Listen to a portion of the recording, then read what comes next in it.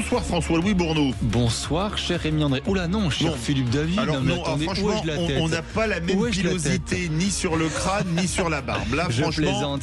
Bonsoir Philippe David. C'est le mont chauve et la forêt amazonienne. Si vous voulez la comparaison, ça va et vous? Ça va très bien, merci. On est là avec une toute nouvelle émission, surtout pour les auditeurs. On leur donne la parole sur un nouveau sujet ce soir, les zones interdites aux enfants dans les espaces publics. C'est vous qui avez voulu en parler d'ailleurs. Absolument. Et alors, on parle des trains notamment, puisque la SNCF a lancé une nouvelle offre Optimum Plus sur son TGV Paris-Lyon. Une offre qui, pour garantir le confort de cet espace, a décidé de bannir les enfants. Voilà, donc on va vous faire réagir à ce sujet. Des espaces sans enfants, est-ce que ça vous choque ou pas du tout? Est-ce que ça devient une société, est-ce qu'on est dans une société moins tolérante envers les enfants? On vous pose ces questions au 0826 300 300. Et vous voulez réagir sur n'importe quel sujet? Vous voulez réagir sur Trump à Davos, sur la riposte européenne, sur les études supérieures qui coûtent de plus en plus cher et qui n'offrent parfois pas de débouchés? Tous les sujets vous sont ouverts au 0826 300 300. Et d'ailleurs, ça réagit déjà au standard puisque Aude est là pour nous et on a Aude Nathalie. Avec sa voix et son sourire légendaire, faut-il le rappeler. Nous avons Nathalie de Givisy. Bonsoir Nathalie. Bonsoir Nathalie. Bonsoir à Philippe, bonsoir à François-Louis. Eh bien, bonsoir à vous. Merci d'être avec nous ce soir. Est-ce que ça vous choque de vouloir bannir les enfants de certains espaces publics, Nathalie? Oui, ça me choque parce que ça témoigne quand même d'un esprit individualiste. Mais en même temps, il est vrai que si certains élevaient mieux leurs gosses, peut-être qu'on pourrait supporter les enfants dans les voyages en train. Donc ça vient peut-être de là, mais ça me choque quand même, ça me choque. Est-ce que vous avez des enfants, Nathalie? Oui. Combien en avez-vous? 2. D'accord. Et sans discrétion, ils ont quel âge? Ils ont 12 et 15. Oh, c'est des ados, quoi. Est-ce que... Oui. Il y a déjà eu des situations où vous vous sentiez un petit peu gêné, par exemple, je ne sais pas si vos enfants étaient amenés à pleurer ou à crier dans le train ou autre, même dans n'importe quel espace public. Est-ce que vous saviez justement les canaliser ou alors vous étiez confronté à des situations un peu parfois gênantes envers les autres personnes qui sont là, ils font vraiment trop de bruit? Non. D'abord, il faut savoir les canaliser. Il faut avoir prévu les choses. Alors, ça, c'est pas forcément que les crayons de couleur. Si on sent que ça ne va pas, parce que quand ils sont petits, surtout, 3-4 ans, j'ai pris le TGV. Effectivement, faut les emmener ailleurs, faut les faire marcher, mais on ne dérange pas les gens, bien évidemment. On va au bar, par exemple, au wagon-bar, pour les faire marcher un peu, leur montrer des choses. Mais effectivement, il faut savoir faire. Mais Nathalie, moi, mes enfants sont beaucoup plus grands, puisqu'ils ont 33 et 30 ans, donc c'est la taille au-dessus, finalement, par rapport. Moi, le seul moment... Alors, je suis entièrement d'accord avec vous quand vous dites que certains parents ne savent pas maîtriser leurs enfants, mais moi, je vois, par exemple, quand on prenait l'avion, en général, les bébés ne savent pas qu'ils ont les oreilles qui se bougent. Moi, je lui bouchais le nez. Alors, des bébés qui pleurent, c'est sûr que ça, c'est incontournable, parce que le bébé peut avoir peur en l'avion, ou même dans le train, les oreilles bouchées, il peut être malade et pas savoir parler. C'est quand même pas la même chose, par exemple, comme vous le dites, que des enfants de 7-8 ans ou alors plus grands et mal éduqués qui se comportent très mal. Je sais pas ce que vous en pensez. Oui, tout à fait. D'ailleurs, en ce qui nous concerne, on n'a pas tenté parce que justement, on a eu peur de ça, d'embêter les gens avec une possibilité de ne pas pouvoir maîtriser les enfants. Oui. Moi, vous preniez pas l'avion, pas le train en famille? Non, j'ai pas pris ce risque. On l'a pris après, mais une fois qu'ils avaient 2, 3, 4 ans, mais pas avant. Mais en revanche, c'est vrai que, en tout cas, pour moi, qui fais des longs voyages en avion, les petits qui pleurent, ça ne me gêne pas. C'est un petit, j'ai une tolérance sans souci. Bien sûr. Mais alors, moi, je vais vous faire une remarque, Nathalie, je ne sais pas ce que vous en pensez.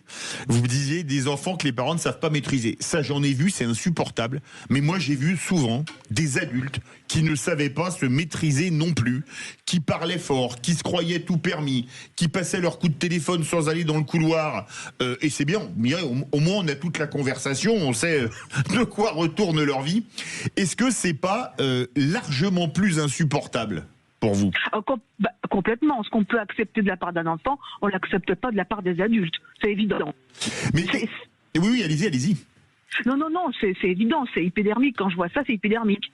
Et quand on voit ça, on se plaint, parce que c'est quand même une réalité, notamment à l'heure de la réforme des retraites, ou de la fin de la réforme des retraites, qu'il va falloir avoir des enfants pour payer les retraites par répartition. Ça, c'est le b.a.-ba, c'est le système qui veut ça.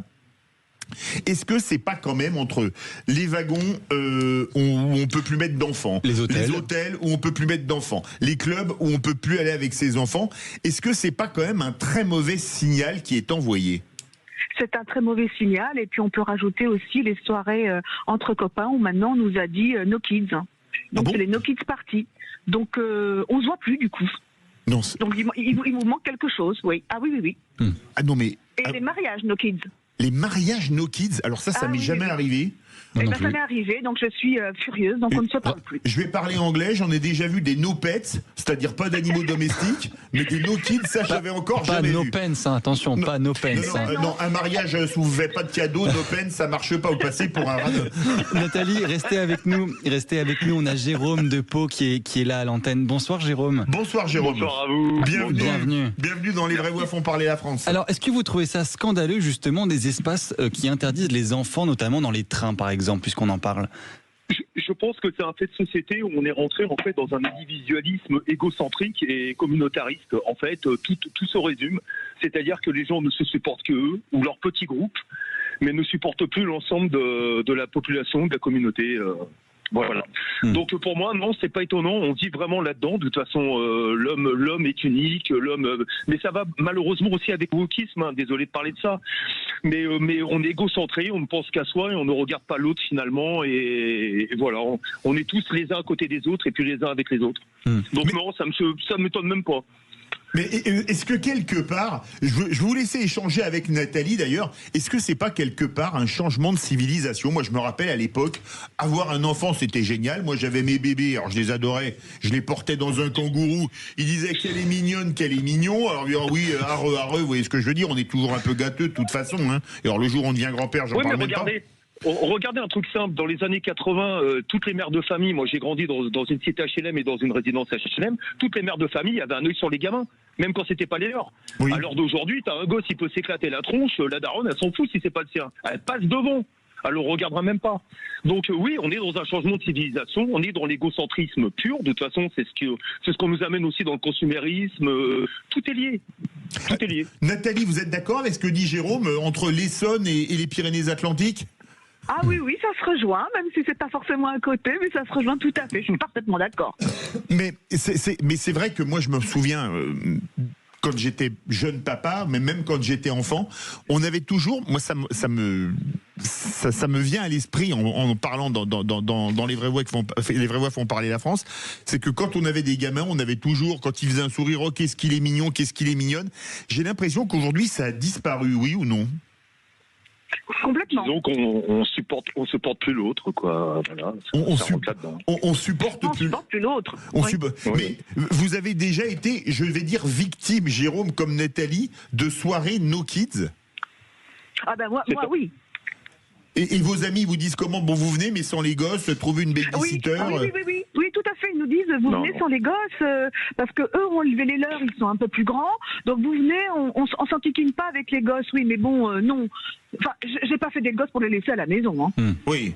Même pour leur propre éducation, c'est important. Nathalie, il y a écrit parlons vrai sur le studio. Vous en êtes la quintessence. Non, mais c'est vrai que oui. Après, peut-être qu'on est aussi arrivé à un point où les gens ne supportent plus les enfants des autres parce qu'ils ont l'impression que les parents n'éduquent plus forcément leurs enfants. Faut peut-être pas le prendre, faut peut-être aussi le prendre dans ce sens-là où des fois il y a certains comportements où tu peux être outré parce que tu te dis, mais vas-y, alors le secoue pas, attention, mais commence à lui mettre un peu la pression pour qu'il se détente. Et là, tu l'as, oh le petit bébé, ça. Donc je pense qu'il y a aussi qui rentre en jeu, vous voyez. Alors, on ne supporte plus parce que aussi on a l'impression que la plupart des gosses sont mal éduqués. Mais ça c'est vrai, alors qu'il y a beaucoup de gosses qui sont extrêmement bien éduqués, hein. Et ça c'est même des gamins qui ont de 2, 3, 4, 5 ans, qui disent, enfin pas à 2 ans, mais à 3, 4, 5 ans, bonjour madame, bonjour monsieur, au revoir madame, au revoir monsieur, merci s'il vous plaît, mais etc. Ça peut aussi rentrer dans le fait, c'est juste une explication, j'essaie de trouver aussi des explications, ça peut être aussi une des explications qui fait que les gens ne supportent plus les enfants des autres. Nathalie, je crois que vous devez nous laisser, c'est ça? Oui, excusez-moi, j'ai une question indiscrète. C'est pas pour une soirée no kids. En tout cas, ça réagit beaucoup au 0826 330. Jérôme, vous restez avec nous parce que le Béarnais a toujours de l'argument, c'est bien connu. Bien sûr, et puis on aura Louis de Vanves qui va réagir justement après avec ces zones interdites aux enfants. Est-ce que ça vous scandalise? Est-ce que ça vous choque? Ou alors est-ce que le confort des adultes doit passer avant tout? On vous pose ces questions avec Philippe David et puis on vous dit à tout de suite. Réagissez au 0826 300 300. Sud Radio. Sud Radio. Parlons vrai. Parlons vrai. Sud Radio. Parlons vrai. À fond parler la France et vous avez voulu en parler ce soir et ça régit beaucoup au 0826 300 300 avec la SNCF, François-Louis Bourneau, qui a annoncé un nouveau type de wagon. Enfin, on dit voiture pour les wagons de voyageurs. La SNCF et pas que, Philippe, puisque les espaces qui ne veulent plus d'enfants, les espaces no kids comme on les appelle, sont de plus en plus nombreux, notamment les hôtels, même on a vu les mariages tout à l'heure avec Nathalie qui nous expliquait, et ça réagit beaucoup au 0826 300 300. On a Louis de Vanves qui est avec nous. Bonsoir Louis. Bonsoir Louis. Oui, bonsoir. Bienvenue sur Sud Radio. Merci. Alors, pour vous, est-ce qu'on devient de plus en plus intolérant avec les enfants, par exemple, dans les espaces publics? Oui, je pense que c'est vrai, en particulier pour ces histoires de mariage. Et je peux vous dire que, comme j'ai une famille nombreuse, je trouve qu'un mariage sans enfants, c'est extrêmement triste. Donc, c'est comme une forêt noire sans cerise griotte. Il manque un petit quelque chose. Voilà. Ou sans chocolat, sinon c'est... Oui. Je voulais quand même réagir un peu sur la SNCF, parce que je trouve qu'on exagère un peu. Il s'agit en fait d'un demi-wagon premium, c'est-à-dire 39 places sur 740 dans le train. Oui. Donc c'est déjà très limité. Et deuxièmement, c'est un prix premium, c'est-à-dire qu'en fait, ça coûte probablement 2 fois la première classe. Autrement dit, je pense que quelqu'un avec des enfants n'ira jamais se mettre dans un premium. Donc, je trouve que là, pour le coup, c'est un mauvais exemple. Vous voyez ce que je veux dire? Mais vous savez qu'il y a des centres de vacances maintenant ou des hôtels qui sont interdits aux bambins. Hein. Ça c'est un autre problème. Moi personnellement, j'ai des enfants qui sont grands. Vous avez 10 enfants? Non, j'ai 4 enfants. Ah oui, j'ai compris, non, vous êtes des enfants, j'avais entendu 10. Alors, j'ai 5 petits-enfants qui sont là, pour le coup, petits. Si je vais dans un centre de vacances où on n'accueille pas mes enfants, j'y mets pas les pieds. Enfin, je sais pas. On n'accueille pas non plus les animaux, les chiens, par exemple. Donc, voilà, c'est parce qu'on ne supporte plus personne. Moi, ce qui me fait un peu peur, on va dire, c'est qu'après, on va nous demander, je reviens sur la SNCF, on va nous demander des wagons que pour les femmes. Ensuite, il y aura... il y a déjà, je vous arrête, mais là, c'est pour une question de sécurité.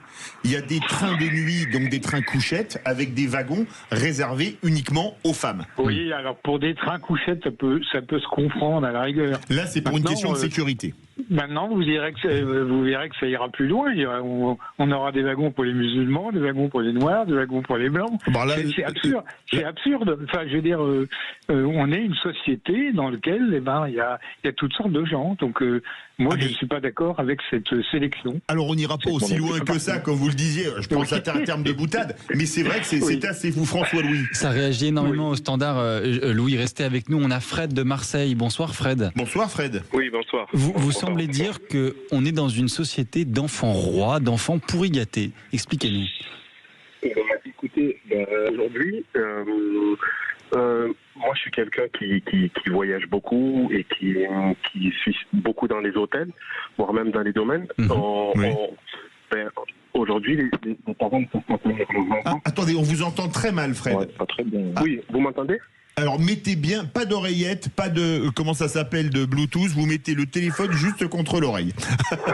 Le téléphone est contre l'oreille, vous m'entendez? Attendez, là vous pouvez retester, allô? Oui, vous m'entendez? Ah là c'est bon, c'est là parfait. C'est bon. Là c'est bon. Oui. Itinéris, on vous entend. Oui, je disais qu'il y a ce phénomène aussi qu'on ne prend pas en compte, c'est qu'il y a beaucoup d'enfants rois. Aujourd'hui, on trouve beaucoup de parents qui ne savent pas tenir leurs enfants. Voilà, question d'éducation. Ouais, un manque d'éducation. Et du coup, quand on se retrouve à payer un service aussi cher, et voilà, on n'a pas envie de se retrouver avec des écouteurs à les entendre. Donc du coup, moi je pense que Mais je voudrais vous poser une question, Jérôme, vous êtes encore avec nous de Pau, restez évidemment Fred et Louis. Bien sûr. Je vais vous poser une question un peu absurde, mais je fais exprès. Ne vaut-il mieux pas, dans un centre de vacances, un wagon de train ou un avion, avoir des enfants, quitte à ce qu'ils soient jeunes, bien éduqués, que des adultes mal éduqués? Parce que le problème d'enfants mal éduqués, c'est vrai, mais je peux vous dire que moi, je vois largement autant d'adultes mal éduqués aujourd'hui, non? Jérôme, qu'est-ce que vous en pensez? Et ouais, mais des enfants mal éduqués vont donner quoi dans 20 ans? Ah ben en général, c'est sûr. Ah bah voilà. Et voilà. Et oui, donc on tourne en rond. Moi, je pense que l'éducation, c'est bon. Moi, je suis génération 80. Oui. J'ai déjà pas eu la même génération que mes parents dans les années 70-80. Je pense qu'on a été une génération un peu pourri gâtée. Déjà, moi, la mienne, 80-90. Oui. Et malheureusement, on nous a laissé un peu faire d'autres. Certaines choses, l'éducation a été beaucoup plus laxiste. On va pas rentrer dans la politique, mais je vais quand même dire le mot. On a une éducation de gauche, et je pense que ces incivilités, on a été nous déjà la première génération d'enfants rois, la base. Donc il y a des adultes mal éduqués. J'ai 48 ans, donc des gars de mes générations qui ont été mal éduqués. J'ai été moi très bien éduqué par mes parents, mais je me comportais assez mal dehors. Ah oui. Voilà, parce que j'avais des excuses, machin. Enfin bref. Louis, vous êtes d'accord avec vous qui êtes un père de famille nombreuse, 4 enfants. Oui. Vous avez eu, tiens, parce que vous avez 5 petits-enfants, vous dites moi un centre de vacances qui prend pas mes petits-enfants, mes enfants, je fais demi-tour et je n'y vais pas, ou plutôt vous réservez pas à l'avance. Vous avez déjà vu des problèmes d'enfants particulièrement mal éduqués ou... Non, pas spécialement. Attendez, moi je vais dire une chose. Dans les transports, encore une fois, c'est les transports, mais on trouve ça un peu partout. Les gens les plus gênants sont des adultes qui poussent des hurlements dans le téléphone. On est bien d'accord. Je suis désolé, mais c'est ça qui est le plus gênant, en particulier dans le train. Donc, alors moi, si je peux... Après, oui, c'est Jérôme là ou Louis? Oui, après moi, si je peux me permettre, j'ai vu au camping, et pourtant moi je suis avec des enfants, donc ça me dérange pas, mais c'est toujours un problème d'éducation, des gamins de 9-10 ans qui jouent avec des faux Kalachnikov. Des armes qui ressemblaient à des armes de guerre. Donc, et malheureusement pour eux, ils avaient la tête des quartiers nord de Marseille, les gamins, vous voyez ce que je veux dire. Et ça donnait une image, mais hyper négative, putain. Horrible. Alors, c'est sûr que là, c'est peut-être pas le meilleur truc. Moi, je vous avoue que quand j'étais papa, mon fils, il avait sa panoplie de cow-boy avec sa carabine Winchester, soit dit en passant. Ouais, mais on ressemblait vachement, là, honnêtement. C'était impressionnant. Et son chapeau de cow-boy, et il était content de jouer à ça, quoi. Fred est toujours avec nous. Ah non, Fred est avec nous. Oui, Fred de Marseille. La question qui se pose aussi également, j'en parlais tout à l'heure, comme on avait Nathalie avec nous, dans cette période où on manque d'enfants, de dénatalité, est-ce que c'est pas quand même un très mauvais signal qui est envoyé? Non, en fait, honnêtement, moi, je vais être honnête avec vous. C'est vraiment, il y a vraiment, les enfants d'aujourd'hui ne savent pas se tenir. Il y a vraiment aujourd'hui un manque d'éducation à ce niveau-là. Oui, il y a vraiment un manque d'éducation. En fait, après, c'est normal pour moi, je trouve que c'est normal d'interdire à un moment donné des enfants, parce qu'en fait, c'est le nombre qui fait ça. Donc du coup, on se retrouve aujourd'hui à les interdire. Partout où ils sont, ils font ce qu'ils veulent en fait. Ils se jettent par terre. Et sous prétexte que c'est des enfants, on pourra rien leur dire. Alors qu'un adulte, on peut dire monsieur, s'il vous plaît, parlez un peu moins fort ou autre. Alors que les enfants, on touche pas aux enfants.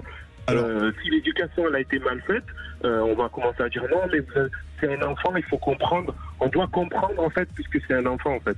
Alors, je vais vous dire une chose. Moi, je suis né en 66. Je me rappelle, dans les années 70, j'étais plutôt bien élevé. Et j'ai pas entendu plusieurs fois mes parents dire, en voyant des gamins, qu'est-ce qu'il est mal élevé ou qu'est-ce qu'elle est mal élevée, celui-là ou celle-là. Donc, l'enfant roi, ça ne date pas de 2010 ou 2020. Ça existait déjà il y a 50 ans, faut-il le rappeler. Jérôme, je crois que vous devez nous laisser. Oui. Eh bien, on vous salue, on vous souhaite une très bonne soirée. Jérôme. C'est vrai que du côté de Pau, c'est l'heure de déguster la garbure, là, l'hiver. C'est une très bonne idée. Continuez, vous voulez réagir, le 0 ou sur tout autre sujet, Aude attend vos appels au 0826 300 300. Sud Radio. Parlons vrai. Sud Radio. Parlons vrai. Les vraies voix font parler la France. Philippe David. Et avec François-Louis Bourneau, on vous donne la parole. Aude attend vos appels au 0826 300 300. Alors je vous préviens, Aude, c'est la gentillesse et le sourire incarné. Et quand au téléphone on a quelqu'un qui sourit, ça se voit. Enfin, quand on est en face, et ça s'entend quand on a le plaisir de l'avoir au bout du fil. Et est-ce que vous, ça vous choque, les nouveaux wagons de la SNCF où il n'y aura pas d'enfants? Mais c'est déjà le cas dans certains centres de vacances, hôtels, etc. Et c'est un sujet qui fait réagir, François Louis Bourneau. Énormément réagir sur les réseaux sociaux, 0826 300 300. Surtout, continuer de prendre la parole. Les zones interdites aux enfants, vous l'avez dit, Philippe, dans les espaces publics, notamment dans les trains, par exemple, ça peut en choquer beaucoup. Et d'ailleurs, on a Gabin, d'Albi. Bonsoir, Gabin. Bonsoir, Gabin. Oui, bonsoir. Alors, on fait le Tour de France ce soir. On a commencé dans l'Essonne, on est parti à Pau, ensuite à Marseille, à Vanves, à Albi. Gabin, ça vient de partout. Quand on n'a pas d'enfant, est-ce qu'on a le droit de vouloir du calme? Oui, mais même quand on en a. Hein. Oui, c'est vrai. Je veux dire, j'ai une petite fille et moi, le premier, quand je pars en vacances avec ma femme, je vérifie des hôtels en adulte only pour être un peu plus au calme, parce que si j'ai pas ma fille, c'est pas pour subir les enfants des autres, entre guillemets, même s'ils sont pas tous turbulents ou quoi que ce soit, mais on a envie de calme pour les vacances. Est-ce que Non, allez-y, non, je voulais vous poser la question. Est-ce que vous trouvez, on en parlait tout à l'heure avec les auditeurs précédents, est-ce qu'on entre dans une société moins tolérante, notamment envers les enfants? Je suis pas trop d'accord. Aujourd'hui, on accorde beaucoup de tolérance aux enfants sur leur comportement et tout ça. Après, je pense que peut-être qu'on est allé un peu loin sur les droits, sur ce qu'on laissait comme place aux enfants dans leur façon d'être des fois, et certains parents ont oublié un petit peu le cadre qu'il fallait garder. Peut-être que ça nous amène du coup à créer ce genre de situation où on fait des hôtels spécifiques, des wagons là en l'occurrence. Alors après, ce qui serait bien, c'est de contrebalancer aussi avec des établissements ou pour la SNCF, des wagons qui seraient plus adaptés justement à des enfants, des wagons avec peut-être des dessins à faire, des occupations qui permettraient... Ça existe de jeu, mais ça existe déjà. C'est les carrés familles qui existent déjà. Je crois qu'il n'y en a pas des masses. Honnêtement, je prends le train de temps en temps et j'en vois pas trop.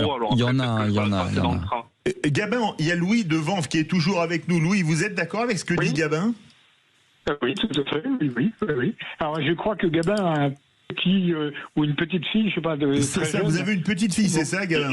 J'ai une petite fille, effectivement. Alors, écoutez, moi, je peux vous dire, je suis un bon grand-père, et quand je vois une petite fille de 1 an qui pleure, je compatis, je vais pas râler pour ça. Vous voyez ce que je veux dire?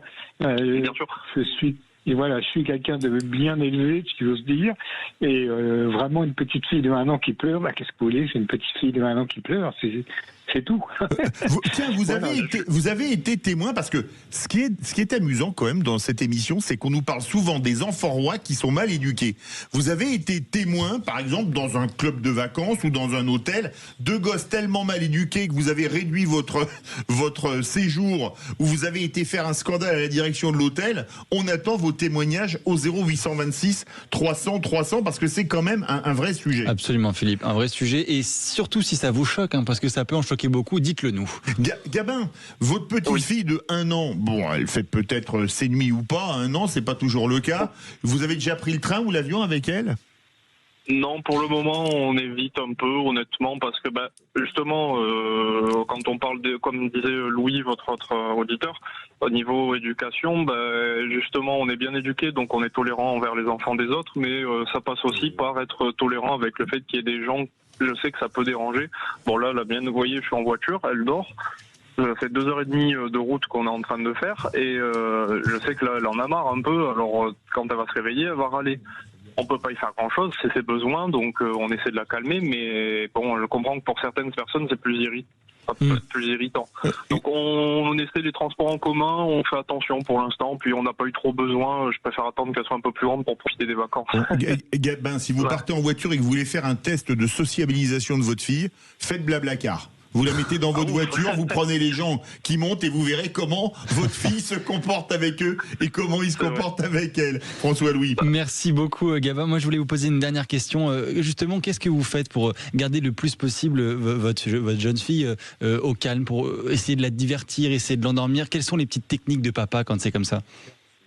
En fait, ça va dépendre du contexte, mais on essaie de lui prendre déjà de quoi l'occuper avec des jeux ou des livres. Des fois, quand il faut aussi quelque chose à manger. Ça va pas de mal. Le quignon de pain, quand ils ont l'âge, c'est presque la solution miracle. Et alors, on peut vous poser une question indiscrète, Gabin? Oui. Comment s'appelle votre petite fille pour qu'on l'embrasse quand même? Aileen. Aileen, écoutez, on embrasse Aileen. Et vous, Louis, comment ça s'appelle? Alors vous, c'est les petits-enfants, il y en a 5, vous pouvez nous dire les prénoms qu'on les embrasse également? Diotim, Albert, je vais oublier Tecle, ils ont tous des noms un peu bizarres. Voilà, j'en ai 3, j'ai du mal pour les 2 autres. Écoutez, on les embrasse tous, et ainsi que vos enfants, en tout état de cause, et c'est bien de vivre ensemble, notamment avec nos enfants, parce que moi je trouve que des gazouillis de gamins, il n'y a rien de plus mignon, soit dit en passant. Bon, par contre, c'est vrai que parfois, quand on bronze au bord de la piscine de l'hôtel et qu'il faut une bombe à côté de vous, et que vous comprenez que c'est délibéré pour vous éclabousser, parfois ça se passe un peu moins bien, on dira ça comme ça. Merci. Merci à vous. Merci à vous deux. On vous propose un autre sujet. D'ailleurs, vous pouvez réagir au 0826 300 300 et sur nos réseaux sociaux. Dans les vraies voix, François-Louis. Tout à fait. En fin L'IA, d'émission. l'intelligence artificielle est désormais présente partout dans nos vies. Est-ce que vous avez un avis, une réaction? Donnez-le nous au 0826 300 300 et on commence avec Pierre de Montpellier. Alors, vous voulez témoigner, tiens, en ce moment, excusez-moi Pierre, il y a beaucoup de suppressions d'emplois qu'on entend dans de grandes entreprises. Il y a eu Capgemini, notamment, une entreprise informatique. Est-ce que vous, dans votre vie de tous les jours, vous êtes touché par l'IA? Est-ce qu'il y a des menaces sur votre emploi ou sur les emplois de vos collègues dont vous savez que l'IA va peut-être les remplacer? Venez témoigner au 0826 300 300. Alors Pierre, qu'est-ce que vous en pensez, vous, de Montpellier? Bonsoir déjà à tout le monde. Bonsoir, bienvenue. On parle beaucoup d'emplois, mais c'est vrai que l'IA est en train de tout révolutionner. Donc il y a des emplois dans tout ce qui est service. On sait que ça va bouger, tout ce qui est comptabilité, mais même la médecine. Mais aussi, c'est surtout aussi tout ce qui est social, éducation et social. L'IA, en fait, contrairement aux précédentes révolutions industrielles, elle touche vraiment tous les secteurs. Ah oui, ça touche tous les secteurs. Est-ce que vous avez un exemple qui vous vient à l'esprit? Moi, on m'a dit qu'avec l'IA, on allait pouvoir concevoir, notamment, par exemple, alors j'attends de voir, parce que c'est, comme on dirait le proverbe, c'est à la fin du bal qu'on paye les musiciens. Créer par exemple des vaccins pour des pathologies pour lesquelles on n'en trouvait pas beaucoup plus rapidement, des médicaments beaucoup plus rapidement. Moi, j'ai fait quelques tests avec l'IA qui sont impressionnants. Vous demandez, je vais pas citer la marque, vous tapez sur votre ordinateur, qu'est-ce qui s'est passé à la bataille de Crécy, je sais pas, pendant la guerre de 100 ans, et ça vous sort 5 pages dessus, et vous allez contrôler. Parfois, il y a des erreurs. Alors, j'en ai vu, mais pas toujours. Vous, qu'est-ce que vous en pensez? Alors, déjà, moi, je trouve que l'IA, en fait, si on sait lui parler, entre guillemets, oui. C'est pas une personne, mais plus on affine la question, et meilleure, forcément, est la réponse. Mais moi, je vois par exemple dans mon quotidien, je me sers maintenant de plus en plus régulièrement. Vous pouvez dire lequel? Le ChatGPT, comme c'est le plus. Oui, ChatGPT, bien sûr. Oui. Et bienvenue au club. Mais je pense que c'est la plus connue aujourd'hui. Oui. Et c'est vrai que, par exemple, moi je suis commerçant. Quand j'ai des mails clients, c'est l'IA qui fait des réponses. Et honnêtement, elles sont beaucoup plus perspicaces et directes. Et les questions, je ne sais pas si vous avez une version premium ou autre, peu importe. Oui, premium, mais ok, voilà. Alors ça aide justement. Et ces questions, vous les vérifiez parce qu'il y en a justement qui attendent que ça soit ChatGPT qui vérifie leur propre écriture, et d'autres c'est l'inverse. Vous l'utilisez dans quel sens, vous, l'IA?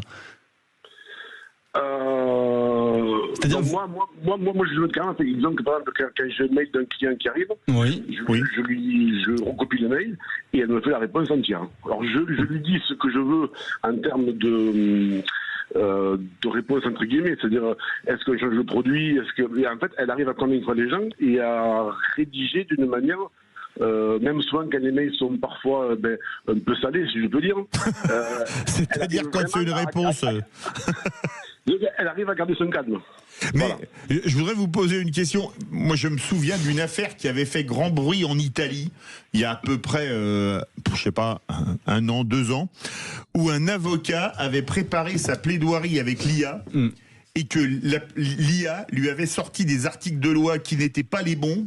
Parce qu'il était allé chercher, je crois, le code de la Suisse italienne ou je sais plus quoi, c'était complètement fou.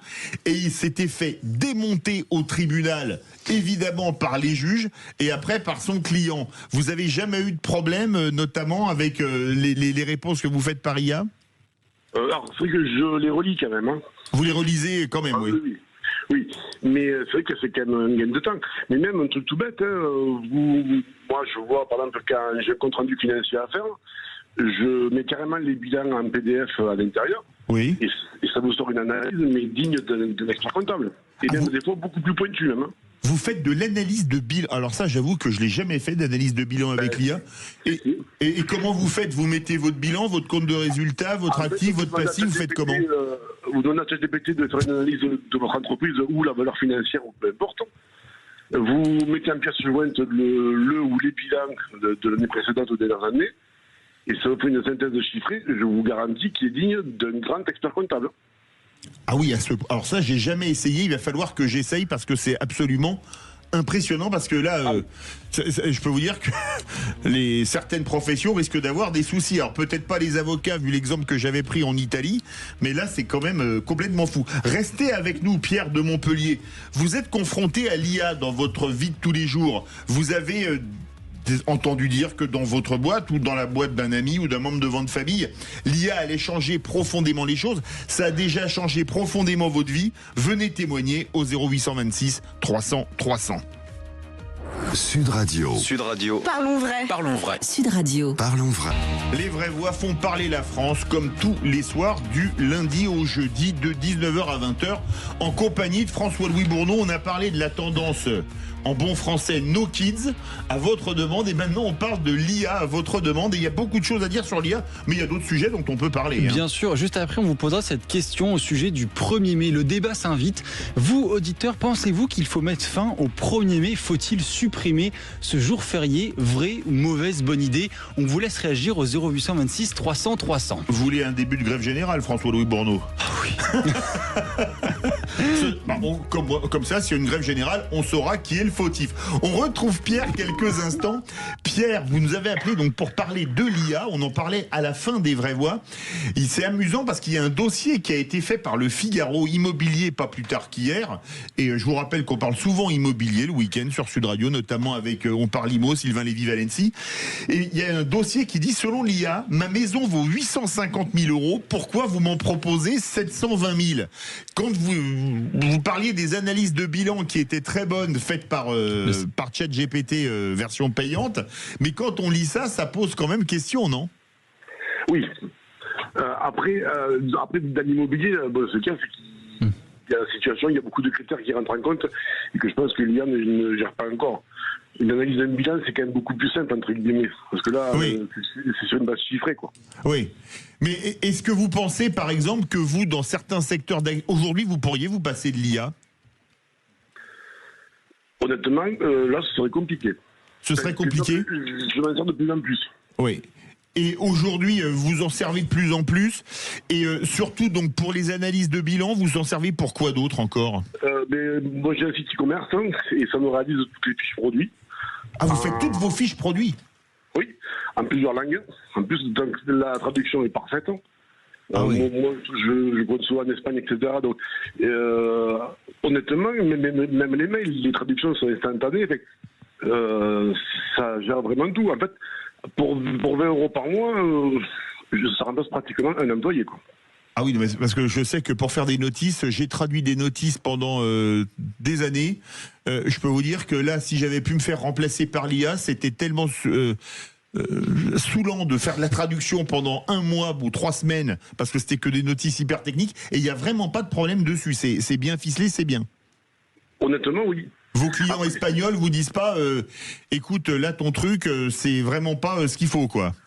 Alors le seul truc c'est que si c'est en catalan forcément elle traduit en espagnol, donc mais après Oui. honnêtement littéralement parlant moi j'ai des réponses tout à fait cohérentes et quand je retraduis leur réponse ça me traduit en français correct.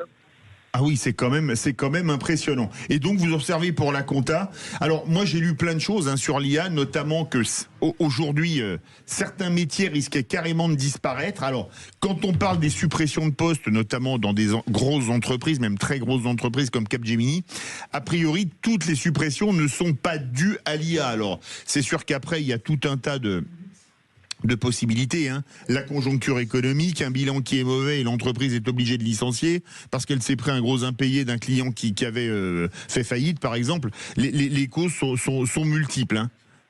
Tout à fait. Et vous, donc, là, vous êtes devenu vraiment un vrai accro de l'IA et vous n'êtes pas prêt d'en changer. Ah non, oui, honnêtement, c'est rentré dans mon quotidien. Merci beaucoup Pierre pour nous avoir soumis ce sujet de l'IA qu'on avait évoqué d'ailleurs en fin des Vraies Voix. D'ailleurs le message est passé, vous savez les sujets qu'on fait dans les Vraies Voix de 17h à 19h. Si vous n'avez pas pu passer à l'antenne comme on a beaucoup d'appels et que vous voulez revenir dessus a posteriori, vous n'aurez pas la chance d'avoir Cécile de Ménibus, mais François-Louis Bourneau fait également très bien le travail. Vous avez voulu réagir.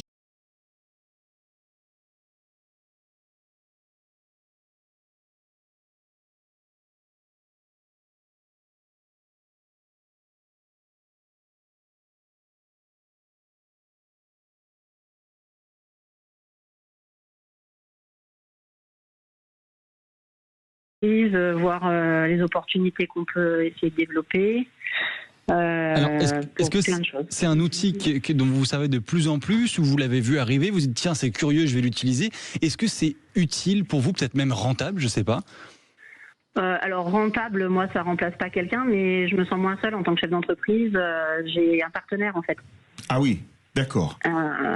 Pour m'aider à réfléchir.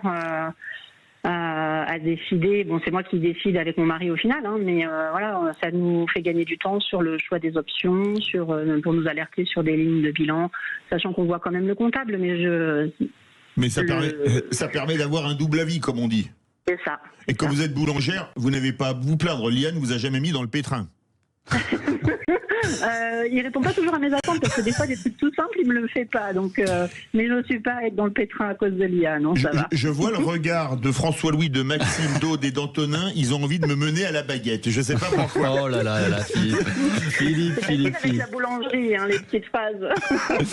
Alors, oui. Non, j'allais dire, pardon, Florence, on vous appelait aussi pour réagir sur cette question du 1er mai. Pour vous, doit-on avoir le droit de travailler le 1er mai? Eh ben oui. Oui. Moi, c'est alors déjà, faut que les salariés soient d'accord, mais en tant qu'entrepreneur, moi, je trouve qu'on manque de liberté pour mener notre commerce, notre entreprise comme on en a besoin, parce que là, je vous cache pas que j'ai eu quelques surprises au niveau des normes qui nous tombent dessus. On vous augmente les normes en plus? Bah oui, j'ai découvert. Bon, c'est pas trop le sujet, mais en fait, on nous impose. Ah mais allez-y, tous les sujets sont ouverts. Dans les Vraies Voix font parler la France. Bah en fait, j'ai eu un petit contrôle d'hygiène qui s'est bien passé, mais on me sort des choses un peu débiles qui sont pas toujours très cohérentes. Oui. Et du coup, c'est des frais derrière pour s'ajuster, pour avoir des contrôles, pour valoriser, enfin justifier que notre marchandise est bien. Mais nous, on est commerçants, on est artisans, on est entrepreneurs, on n'a pas intérêt à faire de jouer avec la santé des gens. Donc on est hyper vigilants, on gère nos stocks et en fait il y a toute une traçabilité qu'on peut imposer à des entreprises plus importantes parce qu'il y a des services pour ça. Mais et donc nous c'est déjà compliqué d'avoir du personnel. En plus on leur charge des normes respectées, du temps d'entretien, d'étiquetage. Et on est une petite boulangerie de village, donc en fait on nous rajoute du temps, des normes, et derrière on veut aussi nous empêcher de travailler. Alors moi personnellement, par rapport au confort des salariés et faciliter le recrutement, je ne travaille pas le 1er mai, mais je trouve pas ça normal qu'on nous en empêche. C'est clair, surtout moyennant des amendes complètement délirantes, parce que quand on voit le montant des amendes, on dit au fou, quoi. J'ai pas la notion des amendes, elles sont à combien? Ah bah alors moi j'avais vu des chiffres complètement délirants. Alors les amendes records, François-Louis, si vous voulez regarder. Je suis en train de regarder, je vous dis ça alors je vous rapidement. explique, parfois ma mémoire flanche un peu. Et on avait fait une émission, on avait eu un boulanger qui avait téléphoné il y a 1 an à peu près dans Les Vraies Voix au moment du 1er mai parce qu'il avait eu une amende qui était mais alors totalement exorbitante. François-Louis, vous avez retrouvé au nombre de personnes, peut-être au chiffre. Oui, d'affaires alors, aussi, J'ai le chiffre, si ça peut vous aider, Florence. Je viens de trouver ça. J'ai pas utilisé l'IA, hein, attention, Ah bah. je le précise. Pour les contraventions de la 4e classe, c'est 750 € au plus pour les personnes. Voilà. Donc du coup, c'est l'article du Code civil relatif à la journée du 1er mai qui est donc puni de 750 €, qui Non, peut mais être puni de 750 €. c'est énorme. complètement fou quand même, non? C'est énorme. Ouais. Non, mais maintenant, on fait rentrer l'argent par les taxes et par les amendes, les sanctions. Et plus par le travail, donc c'est plus possible. Hein. Moi, franchement, c'est vraiment décourageant pour tous ceux qui se lèvent, qui vont travailler, que ce soit les salariés ou les patrons. On est tous coincés par les taxes quand on voit tout ce qu'on donne et ce qu'on a en retour. Non, c'est pas possible. Donc laisser les gens travailler, on n'est pas bêtes, on sait ce qu'on fait, on sait gérer nos entreprises. Absolument. C'est pas bien. François-Louis. Non, je voulais dire pour nos auditeurs qui sont intéressés par le sujet, demain matin, on en parlera. Hein. Les boulangers doivent-ils ouvrir le 1er mai? C'est un sujet qu'on évoquera à 6h50 demain dans le Petit Matin de Benjamin Glaise. Voilà, si ça vous intéresse. C'est tous les jours dans le Petit Matin de Benjamin Glaise, absolument. Vous, tiens, on parlait justement du 1er mai. Vous dites chacun doit faire comme il veut. Les salariés sont payés double comme le dimanche, le 1er mai ou pas? Ah bah oui, nous, il y a des majorations, c'est même un peu plus, je crois, pour le 1er mai. C'est un peu plus, d'accord. Honnêtement, comme je le fais pas... Après, ça tient par la convention collective, c'est peut-être une chose dans la boulangerie-pâtisserie, une autre chose dans la boucherie-charcuterie, parce que vous savez qu'en France, on aime bien des trucs un peu compliqués, et une troisième dans la mercerie-bonnetterie, si vous voyez ce que je veux dire. Hein. Oui, ça doit être ça, parce que et puis ça doit évoluer d'une année sur l'autre, parce que chacun y va de sa petite ligne dans sa convention, donc on s'en sort plus après. On a eu beaucoup d'agriculteurs au moment de la crise agricole, bon, qui n'est pas terminée, même s'il y a un recul, qui nous appelaient, qui disaient qu'ils en avaient marre des surnormes, des tableaux Excel, qu'ils étaient surveillés par satellite et ceci et cela. Et vous avez le même problème dans la boulangerie, c'est fou quand même, non? Oui, et puis moi je suis tout à fait solidaire avec les agriculteurs, hein. Il y en a dans mon coin là et on les soutient vraiment, enfin pas que ceux du 78, hein, on soutient tous les agriculteurs, parce qu'à un moment donné, moi ce que j'ai bien compris sur les agriculteurs, c'est que si on n'est plus en souveraineté alimentaire, on dépendra des autres, et puis le jour où ils voudront nous couper l'alimentation, et on crèvera à la faim. Et on préfère du blé. Et dans les boulangeries, il n'y aura plus de pain, et donc bien sûr, on préfère le blé français. Nous, on est en label rouge français, et on y tient. À un moment, on parlait de la farine d'insectes. Alors là, non, je vous arrête. Le truc, l'élevage d'insectes qui a été gavé d'argent public pendant des années a fini par fermer les portes. Encore un gaspillage d'argent public remarquable. C'est beau encore. C'est nous, sûr. Nous, on gère notre argent. On sait ce qu'on fait. On fait attention, comme si c'était notre. Enfin, quelque part, c'est notre argent de toute façon. Mais c'est comme si c'était notre foyer. On fait attention. On ne veut pas que nos enfants manquent de quoi que ce soit. On ne veut pas que nos salariés ne soient pas payés. Eh bien, écoutez, on vous dit bravo. Merci beaucoup, Florence. Merci. Boulangère dans les Yvelines. Moi, j'ai senti comme une odeur de pain chaud dans le studio. Non, ça, c'est votre estomac, Philippe. Mais c'est l'heure où il crie famine. Merci pour tous vos témoignages. Si vous voulez réagir, tiens, la semaine prochaine, comme c'est la dernière de la semaine, vous êtes assaillis par les normes. On a entendu la boulangère assaillie par les normes, les agriculteurs, la paperasse, etc. N'hésitez pas à nous envoyer des messages au 0826 300 300 et sur les réseaux sociaux.